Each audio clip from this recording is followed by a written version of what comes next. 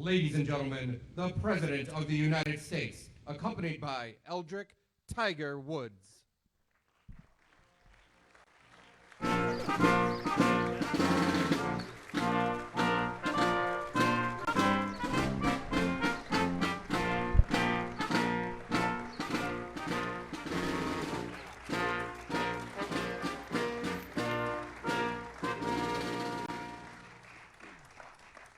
Thank you very much, please.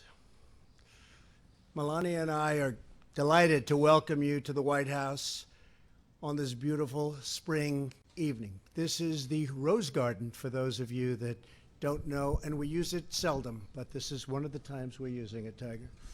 Today is my privilege to award our nation's highest civilian honor to one of the greatest athletes in the history of sports, Tiger Woods. Tiger, congratulations on receiving the Presidential Medal of Freedom. Thank you, Mike.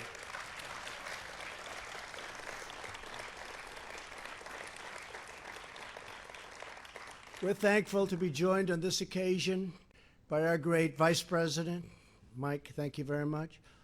Members of my cabinet, some of our nation's governors, and many distinguished members of the House and the Senate, thank you all for being here.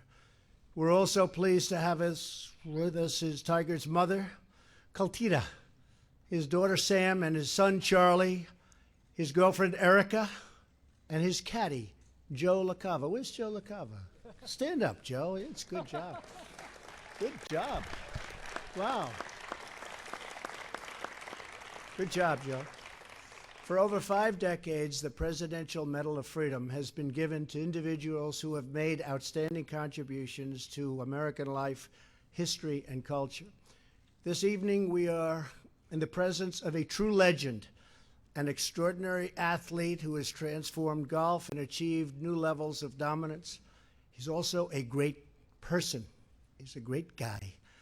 Tiger introduced countless new people to the sport of golf from every background and from every walk of life. He inspired millions of young Americans with his thrilling wire-to-wire victories. Tiger Woods is a global symbol of American excellence, devotion, and drive. At just 6 months old, Tiger watched from his high chair as his dad, very special guy also, Earl, I got to know him, a veteran of the Vietnam War and Army Special Forces, and he was tough, Tiger, wasn't he, huh? But good. Not as tough as her. I think she might be tougher. She might be tougher. Practiced in the garage of his family home. At 18 months, Tiger was on the driving range, and he was looking good. People were saying, wow. Starting at age 15, he won 3 successive U.S. junior amateur titles, and at 18, he became the youngest ever winner of the U.S. Amateur Tournament. At 20, he capped off his amateur career with an unrivaled 3rd consecutive title. So that would be 6 in a row, and I say that's a record that can never be broken. That's an incredible stroke play, match play, everything. That will never be broken. And in 1996, he burst onto the professional stage as Rookie of the Year. But it was in 1997 at Augusta National, Bobby Jones's temple to the sport of golf, that the game would forever change. For 4 straight days at the Masters tournament, Tiger stunned the world with his power, grace, and strategic brilliance. He shaped perfect 350-yard drives down Augusta's rolling fairways, went flag hunting at tucked-away pins with the heart-stopping precision like nobody's ever seen before, and he buried one clutch putt after another. On that Sunday, we saw Tiger crush the field by a record margin of 12 strokes, unheard of, with the lowest score in Masters history, 270. At 21 years old, he became the youngest Masters champion of all time and the first person of African American or Asian heritage to win the Story Tournament or any of golf's 4 majors. As a New York Times headline said the next day, Woods tears up Augusta and tears down barriers. Incredible achievement. After clinching the green jacket, amazing. After clinching the green jacket, Tiger marched straight to his first coach, his dad, and embraced the man who inspired his enduring love of the game. Then Tiger turned to hug his mom, the steady presence throughout his life. That's true. I've seen that. I've watched that. And the person who told him that red is his power color. Wow, that was a good move. That was right. In the years that followed, Tiger launched one of the single most dominant runs in the history of sports. He holds the record for the lowest scoring average in PGA Tour history, 68.17 in 2000. And remember, he only plays in the hardest tournaments. That's a pretty amazing thing. I wonder what would happen if you played 35 a year. Let's try it, Tiger. Come on, that back is in good shape. He played a record 142 consecutive PGA events without missing a cut. That's incredible. He has a PGA Tour winning percentage of 23% of the events he played, a figure that nearly defies comprehension, nothing like it. At the punishing 2000 U.S. Open at Pebble Beach, the entire field shot over par, but Tiger finished 12 under, the first time in U.S. Open history anyone beat par by double digits. He led the field by 15 strokes, setting the record for the largest margin of victory in the 150-year history of a major golf tournament. That was the most amazing day of golf I've ever seen. Tiger's cumulative stroke total was 29 better than the field average.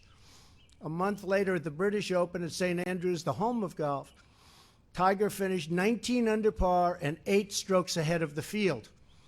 He then took the 2001 Masters, becoming the only player in the modern era to win all 4 major championships in a one-year period, a feat known now as the Tiger Slam. Tiger's determination and work ethic drove golf to new heights of athletic competition and popularity. The age of Tiger gave us moments that will live forever in sporting lore, such as his unbelievable chip-in on the 16th hole at the Masters. The shot rolled perfectly along the slope of the green and hung on the edge of the cup for a breathtaking 3 seconds before finally dropping in. We've seen that shot many, many times. In the midst of this success, Tiger suffered severe injury. In 2008, he entered the U.S. Open with 2 leg fractures and a torn ACL. On the 3rd day at Torrey Pines, he was 1 over par after the 12th hole, and it really looked like he had no chance. Then came some of the most riveting scenes in golf history. He eagled the 13th. Do you remember that, Tiger? Kind of. I thought so. He's got a great memory, this guy. And he remembers the good stuff, which is really important, not the bad. We don't want to remember. We just, what you did there was amazing, because he chipped in for birdie on the 17th and then eagled the 18th hole. All very vivid memories for all of us. In the final round on the 72nd hole, his ball was buried in very thick rough, 101 yards from the pin, and he had to get it up and down to keep his U.S. Open hopes alive. After hitting a 60-degree wedge to within 15 feet, Tiger willed the putt in to force a playoff. That was a great playoff with Rocco. He fought through the pain and won the dramatic 19-hole playoff on Monday. Unfortunately, 2 days later, Tiger announced that he would be unable to compete the rest of the season due to his injuries. In the years that followed, Tiger endured knee surgery and 4 excruciating back surgeries. I know that you remember too. That's not good, but it ended up good, including a spinal fusion in 2017. He fell from number 1 in the world rankings to 1,199th. I don't believe that. Even if he had 1 leg, I don't believe that. That's got to be the best bet anybody ever made. Tiger's injuries were so profound that for 2 years he could barely swing a club. As Tiger said, there was a point in time I didn't know if I'd ever do this again, if he'd ever play again. But Tiger fought through the terrible pain, and he fought all the way back to the summit of golf. Last year, we saw a sign of what was to come when he won the Tour Championship. People forget that, but he won the Tour Championship last year. Then just weeks ago, the world turned in to the 2019 Masters, and that was something special. What happened next was one of the most incredible comebacks that golf or any sport has ever seen. On Saturday, Tiger shot 6 birdies for a score of 67, sending him into the final round tied for second place and just 2 strokes behind the leader. And they were looking, they were watching, they were saying, oh no, here we go again. In gusting winds on Sunday, still behind by 2 strokes on the 12th, Tiger called upon his wisdom and experience to play for par, while other players shot, and unfortunately, they found the water. There was a lot of water they found. He birdied the par 5 on the 15th to take the lead for the first time in the 2019 Masters. Then on the 16th, he shaped a perfect draw, and the patrons roared like they can only do, frankly, at Augusta, as the ball rolled to within feet of the hole. Tiger was back on top and won his first major in 11 years, and that was some major, with record-setting television. I don't know if you know about that, Tiger. Record-setting ratings. Just as he did after sinking his final putt on the 18th hole, all the way back in 1997, he went straight to his loved ones and embraced his kids who were too young to remember the last time he won a major. As of today, Tiger has 81 PGA Tour victories, 1 behind the all-time record. Going to catch that soon. He's won the second most major championships. He holds the record for most weeks at #1 in the world, more than twice as long as anyone else. That's an amazing number. In addition to his incredible playing career, Tiger is a successful entrepreneur, to put it mildly, and devoted philanthropist. That's how I originally met Tiger. His TGR Foundation supports junior golf programs around the country.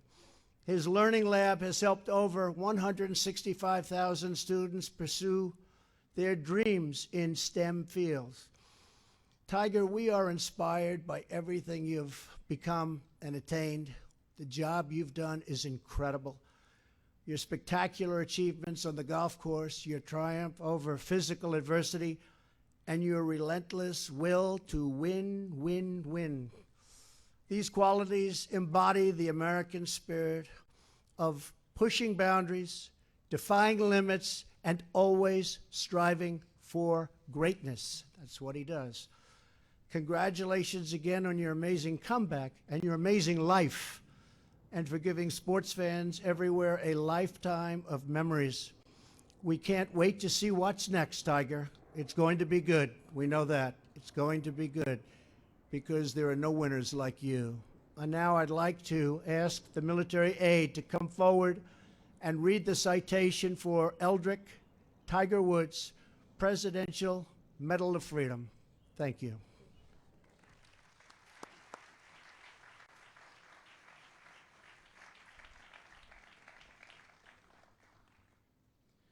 Eldrick Tiger Woods is one of the greatest golfers of all time. He is second all time in both professional victories with 81 and major championships with 15, including 5 Masters, 3 U.S. Opens, 3 Open Championships, and 4 PGA Championships. With a record-setting performance in 1997, he became the youngest person and first African American to win the Masters. And in 2019, he became the tournament's second oldest champion. Off the course, Tiger established the TGR Foundation, which has empowered students to classroom and career success for more than 20 years. The United States is now proud to honor Tiger Woods, whose tenacity, willpower, and unyielding drive inspire us all.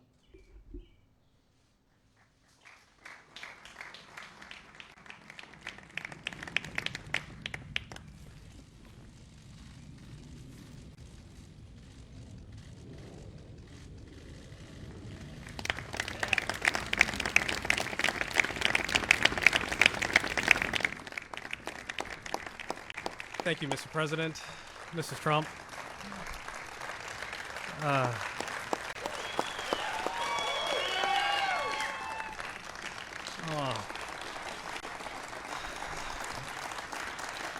Thank you, guys. Thank you. I just want to say this has been an unbelievable experience, and to have the support that I've had for all these years, and everyone here has seen and been with me for, some of you for my entire life, and some of you for more than half my life. You've seen the good and the bad, the highs and the lows, and I would not be in this position without all of your help. In '97, yes, I won the Masters, and I was there I ended up hugging my dad and my mom. My dad's no longer here, but my mom's here. I love you, Mom. Thank you. And Sam and Charlie for all your love and support. I love you guys so much. Erica, thank you. I mean, everyone has meant, you guys have meant so much to me in my life, and I've battled. I've tried to hang in there, and I've tried to come back and play the great game of golf again. I've been lucky enough to have had the opportunity to do it again, and found a game that has allowed me to do this. And the amazing Masters experience that I just had a few weeks ago, certainly is probably the highlight of what I've accomplished so far in my life on the golf course.